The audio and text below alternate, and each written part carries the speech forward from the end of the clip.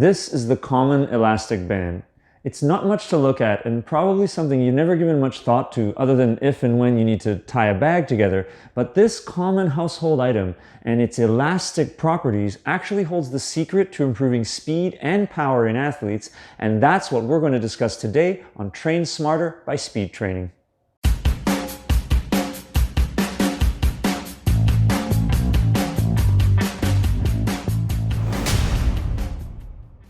Hello, I'm Richard Bucciarelli. This video is brought to you by the Speed Training Lab and High Performance Center. If you like this awesome shirt that I'm wearing and you want one for yourself, you can get it using the Speed Training merch link in the video description below.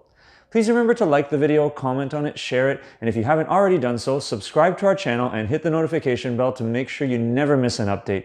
Now here we go. Alright, so what exactly does an elastic band have to do with speed and power development? Well, the truth is that the same elastic properties of this band, that is, the ability to stretch and shorten, exist in your muscles. And what's more, learning to train to take advantage of and develop these properties can help you make huge gains in speed and power and perform much better on the pitch. The reason for this is something called the stretch-shortening cycle. Every time we play sports or exercise, many of our muscles are going through a constant cycle of stretching and then shortening, hence the term stretch-shortening cycle. A good example of the stretch phase of this cycle is when one foot lands on the ground while running, which is a common sports movement.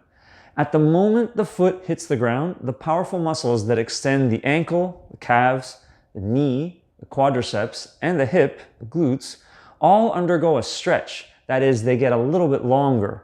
This lengthening of a muscle while under tension is called an eccentric contraction. More on that later. So the stretch created by landing leads to the generation of stored elastic energy in these muscles, which is then used as the body transitions into extending the hip, knee, and ankle, done by contracting or shortening the same muscles and propelling the athlete forwards. This contraction, when a muscle shortens under tension, is called a concentric contraction, and the cycle of stretching, generating elastic energy in eccentric contractions, and shortening, using that energy to assist concentric muscle contractions, occurs constantly in sports movements like running, jumping, kicking, and throwing. And the greater the speed of the stretch that takes place in the eccentric contraction, the greater the power from the resulting shortening or concentric contraction. And that is because a faster stretch leads to more stored elastic energy, and more stored elastic energy means more powerful muscle contractions. And the best part is, your muscles actually don't need to work as hard to produce this power because it comes directly from the stored elastic energy rather than from the muscles producing force in the first place. Let's have a look at our trusted elastic band to see how this works. As you can see, I've held each end of the band apart a bit to keep some tension in it, just like how a muscle would have some tension in it during sports and exercise. Now, when I apply a slow stretch to the band by lengthening it at either end and then release the stretch, you can see the elastic energy that is stored from the stretch being released as the band shortens back to its original length and tension. Remember, the stretch is the muscle contracting eccentrically when lengthening, and the shortening is the muscle contracting concentrically when shortening.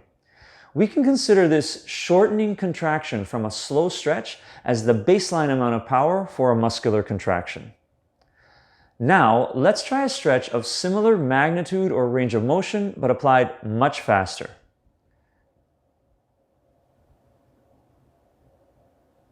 As you can see, the faster stretch leads to a much higher amount of stored elastic energy being produced, which in turn leads to a much more powerful shortening or contraction. All sports movements, when they include faster eccentric contractions or stretches of the muscles during landing or preparatory movements, will have faster and more powerful resulting contractions of these same muscles. And that is exactly what muscle elasticity and the stretch-shortening cycle are all about. Okay, so now that you know that faster stretches lead to more powerful muscle actions, what can you do about it?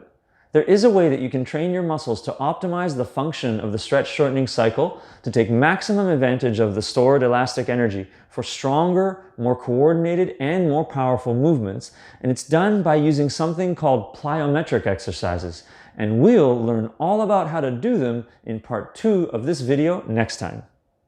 Thank you very much for watching this video. I hope you enjoyed it. We'll see you next time, and until then, keep running faster, moving better, and training smarter.